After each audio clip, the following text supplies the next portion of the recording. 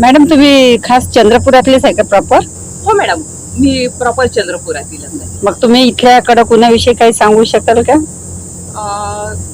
तसं आम्ही चंद्रपुरातील लोक म्हणजे ह्या उन्हाबाबत म्हटलं तर आम्ही खूप नशीबवान आहोत. कारण हा सूर्य देवता आमच्यावर ना खूप प्रसन्न आहे. हा. तो भरभरून ऊन आमच्यावर सोडतो. आणि माहिती आहे का, आम्ही भरभरून ह्या उन्हाळ्यात पापड, कुरड्या, शेवया करत असतो आणि वर्षभर त्याचा आनंद घेतो. आणि माहिती आहे का मॅडम, माझ्याकडे ना असे मोठमोठे डबे आहेत. त्यामध्ये मी काय करते, ह्या एप्रिल आणि मे महिन्यातलं ऊन भरून ठेवते. मग काय करता त्या भरलेल्या डब्यातल्या उन्हाचं?